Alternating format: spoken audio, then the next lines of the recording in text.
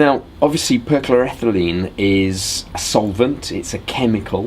What are the health risks associated with it?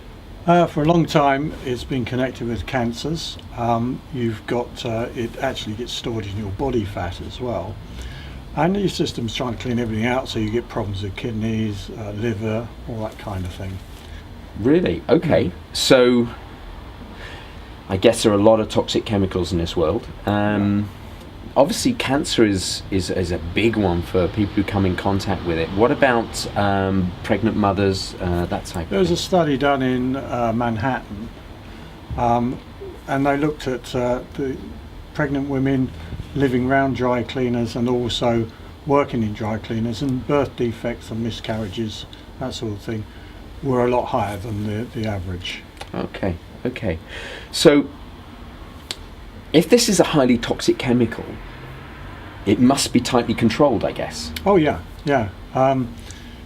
With you need a permit in this country nowadays, and this is a file of every week's usage of Perchlone, monthly, yearly, how we deal with the waste, how we what maintenance is done on the machine.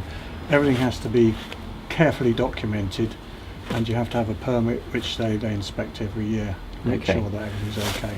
So when I go into a traditional dry cleaners and I smell that solvent smell in the air, am I supposed to be able to smell that? You're not supposed to be able to smell it, but you can't stop it if a machine hasn't dried everything properly. According to the actual rules and regs, with totally enclosed machines nowadays and things like that, you shouldn't be able to, but it's impossible. It really is impossible to stop it. Okay.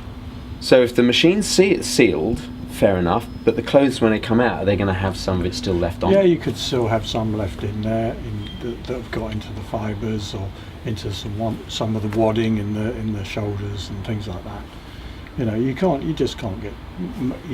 guarantee 100% to get it all out. And is it as dangerous in airborne gas form as it is in the liquid? Yeah, I mean, we used to have, before all the smoking bans and things, we used to have some pressers and people that smoked, and breathing in the fumes through a cigarette cracks it into some of its constituent parts, which are phosgene gas, and which is a major part of the mustard gas in the First World War, hydrochloric acid, which your plumbers would use to clean out all your pipes and things like that. So it wasn't a good thing to breathe in. No. So really, perchloroethylene is something you don't want to come in contact with? No, not really. As I said, the authorities sort of really put a lot, keep you in check on it.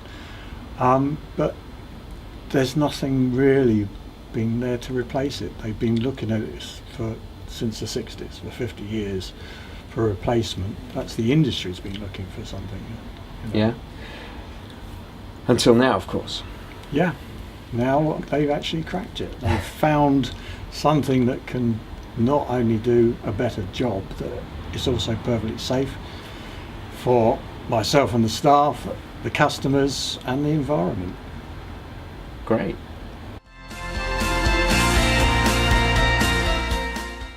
So come to Maurice Eco Cleaners for your eco cleaning in Sutton.